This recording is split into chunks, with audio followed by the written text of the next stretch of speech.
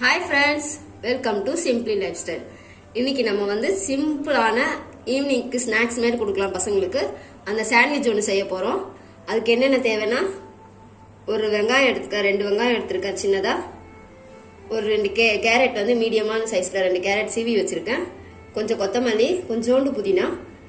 கொத்தமல்லி புதினா வந்து நான் எல்லா ரெசிபீஸ்லையும் மோஸ்ட்டாக போட்டிருப்பேன், நீங்களே பார்த்துருப்பீங்க. அது எதுக்குன்னா, பசங்க வந்து இதெல்லாம் விரும்பி சாப்பிட மாட்டாங்க. இந்த மாதிரி அவங்களுக்கு பிடிச்ச டிஷ்ல அதை போட்டு கொடுத்தீங்கன்னா அது அவங்களுக்கு பழகிடும் சாப்பிட்டு. இது உடம்புக்கும் நல்லது இல்லையா, புதினா கொத்தமல்லிலாம் அதில் சேர்த்து கொடுத்தீங்கன்னா அவங்களுக்கு சாப்பிடும்போது தெரியாது. அதனால தான் நான் எல்லா ரெசிபிலையுமே புதினாவும் கொத்தமல்லியும் போடுறேன். நீங்களும் அதே மாதிரி பசங்களுக்கு கொடுங்க, அப்போதான் அவங்களுக்கு இதோட டேஸ்ட் வந்து பிடிச்சி பழகிடும். இப்போ நம்ம அதை செய்ய ஆரம்பிக்கலாம். கடாயில் கொஞ்சம் எண்ணெய் ஊற்றிருக்கேன். எண்ணெய் காஞ்ச உடனே கொஞ்சமாக ஜீரகம் போட்டுக்கலாம்.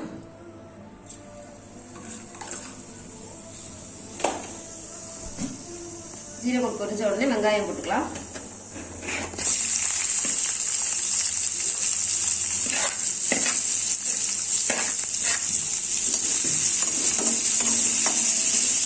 வெங்காயம் கொஞ்சம் வதங்கட்டும். அதுக்கப்புறமா நம்ம கேரட் போட்டுக்கலாம்.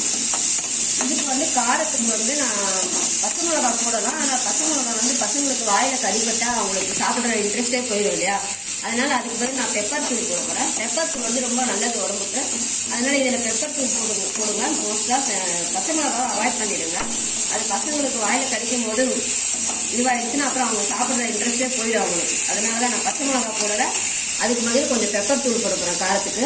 வெறுமனே சாப்பிட்டா நல்லா இருக்காது, ஏன்னா கேரட்டு இனிப்பாக இருக்கும் இல்லையா, அதனால கொஞ்சம் பெப்பர் தூள் போட்டுக்கோங்க, நல்லா இருக்கும் டேஸ்ட்டாக.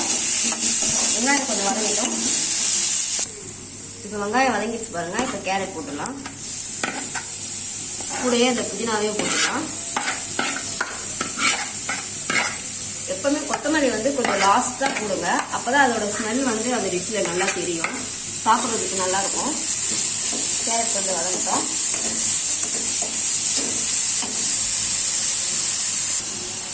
இப்போ இந்த மசாலாவுக்கு வந்து தேவையான கொஞ்சம் உப்பு போட்டுக்கலாம். ஏன்னா உப்பு போட்டோம்னா சப்புன்னு இருக்கும் இல்லையா, அதனால கொஞ்சமாக இது நல்லா மிக்ஸ் பண்ணிக்கோங்க. கேரட் கொஞ்சம் வதங்கட்டும்.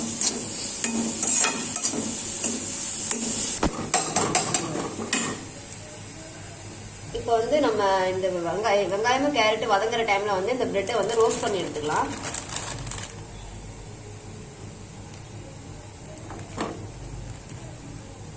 நெய் வேணும்னா நெய் போட்டுக்கலாம், இல்லைன்னா கொஞ்சமா ஆயில் போட்டுக்கலாம்.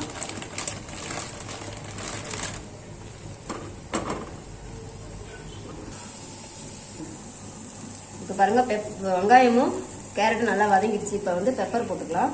ஒரு 3/4 ஸ்பூன் போல நான் பெப்பர் போடுறேன். உங்களுக்கு காரம் நிறைய சாப்பிடுவாங்கன்னா நிறைய போடுங்க. ஏன்னா கேரட் வந்து இனிப்பா இருக்கும் இல்லையா, அதனால கொஞ்சம் எக்ஸ்ட்ரா போட்டாலும் நல்லா தான், உடம்புக்கு நல்லது. பெப்பர் ஒன்றும் செய்யாது. இப்போ இது கொஞ்சம் நல்லா வதக்கிட்டு அப்படியே ஆஃப் பண்ணிடலாம். ஒரு 2 நிமிஷம் வதக்கிட்டு ஆஃப் பண்ணிடலாம். இப்போ வதங்கிடுச்சு. இது கொஞ்சம் ஆஃப் பண்ணுறதுக்கு கொஞ்சம் முன்னாடி கொத்தமல்லி போட்டுடலாம். கொத்தமல்லி போட்டு சும்மா ஒரு வதக்கிட்டு ஆஃப் பண்ணிடலாம். இப்போ பிரெட்டு டோஸ்ட் பண்ணியாச்சு. பாருங்க, மசாலா ரெடி ஆயிடுச்சு. கேரட், வெங்காயம், கொத்தமல்லி, புதினா போட்டு மசாலா ரெடி ஆயிடுச்சு. இப்போ நம்ம ஸ்டஃப் பண்ணி காமிக்கிறேன்.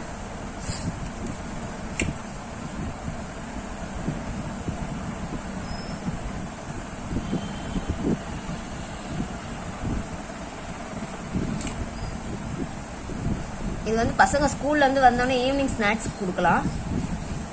கேரட் உடம்புக்கு நல்லது இல்லையா, பசங்க சாப்பிட மாட்டாங்க, நிறைய பசங்களுக்கு பிடிக்காது. இந்த மாதிரி டிஃப்ரெண்டா செஞ்சு கொடுத்தீங்கன்னா அவங்க சாப்பிடுவாங்க. இது வந்து நல்ல ஃபில்லிங்காகவும் இருக்கும் சாப்பிட்றதுக்கு. பசியோட வந்தா பசங்களுக்கு இது கொடுத்தீங்கன்னா ஒரு 2 சாப்பிட்டாலே வயிறு ஃபுல்லா ஆயிடும். இப்போ இது மேலே வச்சு மூடிட்டு கட் பண்ணி காமிக்கிறேன்.